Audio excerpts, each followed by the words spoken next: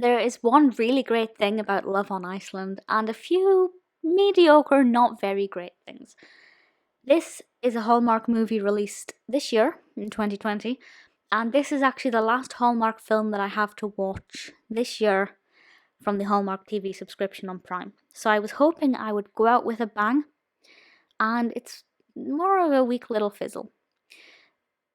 So I'll read the description from IMDb because I think it gives a pretty accurate overview of what this film's about. So it says, seeking inspiration for work, Chloe gathers her college travel group back together for a trip to Iceland. When her ex, a member of the group, shows up uninvited, sparks fly. First of all, he doesn't show up uninvited, he is invited, just not by Chloe. So that bit's factually inaccurate. But the rest of it makes sense. Chloe and some college friends, they all go off to Iceland, and we spend the majority of the film in Iceland. And this is the thing the film did very, very well. Everywhere you look, it is stunning.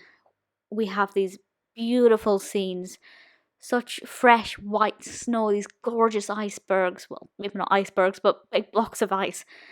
It's absolutely gorgeous. I've never seen a film so crisp and inviting, and it made me want to go to Iceland.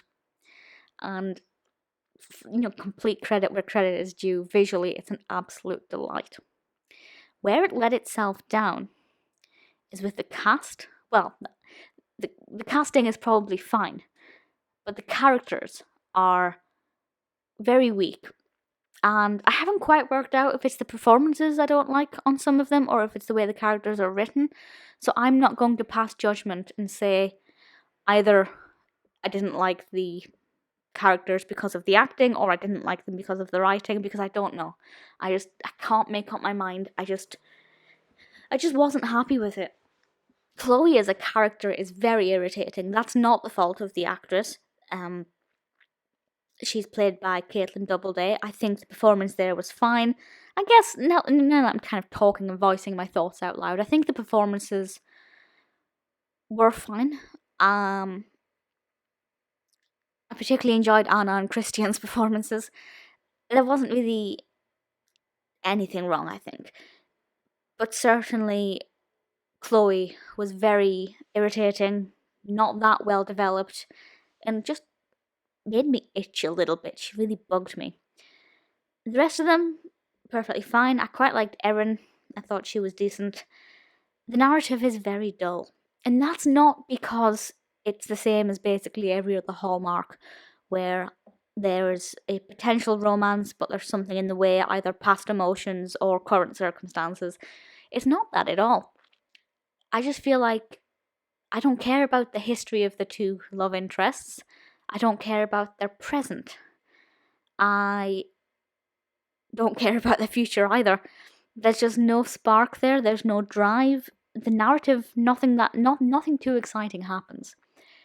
Which is fine when you're looking at beautiful Icelandic scenery.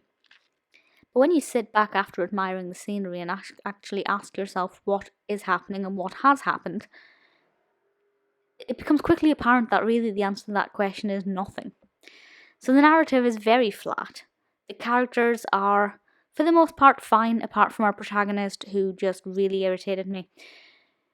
It's directed by Clare Niederpruem and written by Sczudlo. I sincerely apologise. I've completely butchered that. I'm not, I didn't dislike the narrative so much that I'm put off by exploring more of their work. I'm sure I will at some point. Will I watch this film again? Maybe if and when I plan a trip to Iceland, I'll watch this to get my spirits up and get me excited.